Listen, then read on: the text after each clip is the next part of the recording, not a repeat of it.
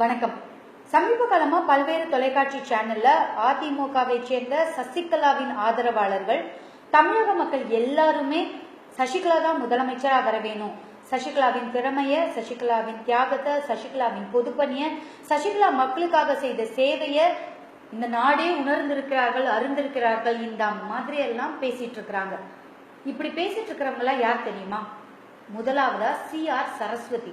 கூகுள்ல போய் ADMK spokes person, அதாவது ஏடிஎம்கேவின் செய்தி தொடர்பாளர் யாருன்னு நீங்க சர்ச் பண்ணி பாத்தீங்கன்னா முதல்ல CR சரஸ்வதியோட பேர் தான் வரும். 2016ஆம் ஆண்டு நடந்த சட்டமன்ற தேர்தலில் அதிமுக அமோக வெற்றி பெற்றிருந்தாலும் பல்லாவரம் தொகுதியில நின்று போட்டிட்ட CR சரஸ்வதிய அந்த பகுதி மக்கள் நிராகரிச்சு தோற்கடிச்சாங்க.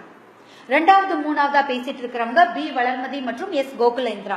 2011ஆம் ஆண்டு நடந்த சட்டமன்ற தேர்தலில் ரெண்டு பேருமே போட்டிட்டு வெற்றி பெற்று அமைச்சரா பதவியேற்றவங்க. ஆனா 2016ஆம் ஆண்டு நடந்த சட்டமன்ற தேர்தலில் B வளர்மதி ஆயிரம் விளக்கு தொகுதியிலும் S கோகுலேந்திரா அண்ணா நகர் தொகுதியிலும் நின்று போட்டிட்டு அந்த பகுதி மக்களால நிராகரிக்கப்பட்டு தோற்கடிக்கப்பட்டவங்க.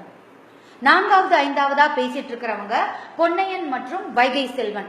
ரெண்டு பேரும் இதே 2016ஆம் ஆண்டு நடந்த சட்டமன்ற தேர்தலில் போட்டியிட்டு சைதாப்பேட்டை தொகுதியில பொன்னையனும் அருப்புக்கோட்டை தொகுதியில வைகை செல்வனும் நிராகரிக்கப்பட்டு மக்களால தோற்கடிக்கப்பட்டவங்க. இப்படி மக்களால ஒட்டுமொத்தமா நிராகரிக்கப்பட்டு தோற்கடிக்கப்பட்டவங்க இன்னைக்கு மக்களுடைய பிரதிநிதியா உட்காந்து பேசிட்டு இருக்கிறதுக்கு என்ன தகுதி இருக்கு?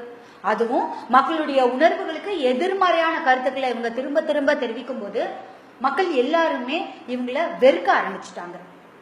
மக்கள் தீர்ப்பே மகேசன் தீர்ப்புன்னு அடிக்கடி நம்மளுடைய மறைந்த புரட்சி தலைவி அம்மா அவர்கள் சொல்லிக்கிட்டே இருப்பாங்க.